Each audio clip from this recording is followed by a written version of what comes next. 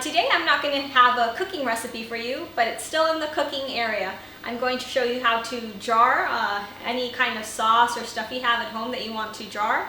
So we usually do it in our oven, but some people are a bit sketchy when it comes to using the oven. Maybe they're scared of it, maybe they don't have one. So we're going to show you guys how to jar using your big pot. So come on, let's get to work.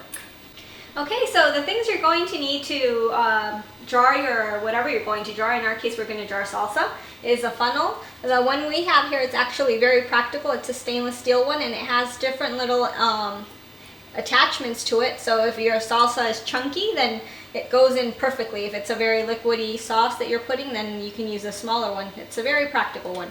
You need a ladle. You need a glove which is heat resistant, and you need these special jarring thongs, but I don't have any, so I'm just going to improvise with these. And of course you're going to need jars. You can either buy them at the store or you can reuse some that you have at home, maybe from mayonnaise or whatever. If you keep your jars, that's a very good way to reuse them. You're going to need a pot that's high enough to sterilize your jars. We're already sterilizing ours. You have to put them in boiling water for 15 minutes. I put a tray underneath the jar so they're not touching the bottom of the pot. And you fill it up with water until it's about 3 or 4 centimeters above the size of the jar. And you do that for 15 minutes. It's very important that you sterilize really good your jars and what you're using, because that's what's going to make your jarring successful. Cleanliness is the key to making this a very successful project. Okay, so our jars are now ready to use. While they were in the pot, I was also heating up the salsa that's going to be jarred. It has to be boiling hot. That's a very important thing also before you jar it. Like that, it's all completely clean. There's not going to be any bacteria, and it helps the sealing process. So now we're going to pour the salsa in through the funnel into the jar, and then we're going to seal them very tightly.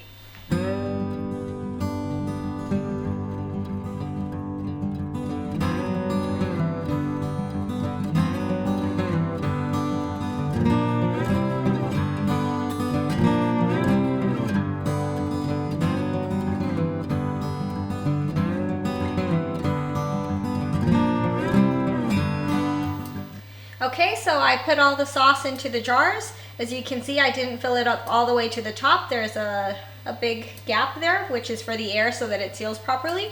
The next step is with a wet paper towel. I'm going to clean all the rims, all the sides, and then I'm going to wipe them dry with a dry towel.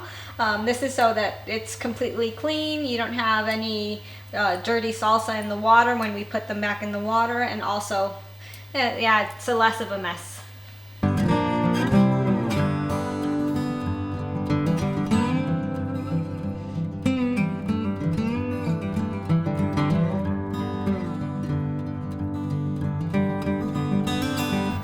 And well, the next step is to put the lid on and close it very tightly.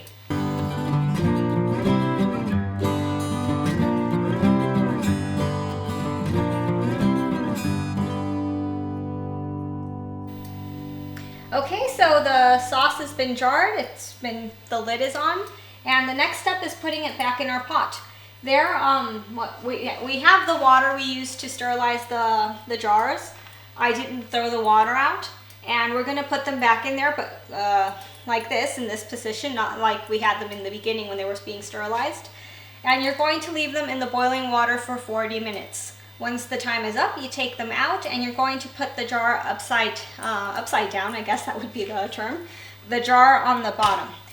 I wouldn't recommend putting it directly on your stone or your tile counter because of the change of temperature. I don't know if it'll burst the glass. It's never happened to me, but I'd rather avoid a scare like that. So you can put either a towel. We have these, which are made out of cork. Anything you have, just try not to put it directly on your counter. And you have to put it upside down. You put it on the lid, and you leave it like that for 5 minutes, and then you turn it right side up again. And you have to let it cool down. Once it cooled down, you can check if the whole process worked, because if a jar isn't sealed, you're going to hear this. That means the seal is broken. So that means if you don't use your sauce immediately, it's going to go bad. So the whole point of this is that you can have sauce for even up to 18 months, maybe even longer, I'm not sure.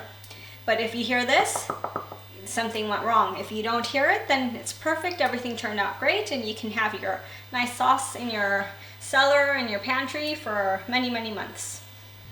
Okay, so as you can see, the jars are inside the pot. It's very hot. You can see the steam coming out. When we took the cover off, it stopped boiling, but we're going to cover it again so that the boil happens again. And we're going to leave them in there for 40 minutes. Okay, so we're done with the jarring. I took it out of the pot. I put it upside down like I told you guys. It's back right side up. As you can see, there's no popping sound. So the top of the jar, it went down, which is what it's supposed to do. None of them pop anymore. You can press really hard and there's no popping sound coming. As you saw, it's really, really easy. It's honestly one of the easiest things you guys can do. And it's a good way to use all these bio fruits and veggies we have available right now, because whether you're harvesting in your garden or going to buy at a farmer's market, it's a really good way to make your own things at home and know that you have fresh ingredients which are bio, no chemicals, no pesticides, anything in them. It's healthy, healthy, healthy. I hope you guys enjoyed the video, and see you next time. Thank you for watching the video. I hope you enjoyed it. Please watch the other videos. Just click on the links, and don't forget to subscribe to my channel. Thank you.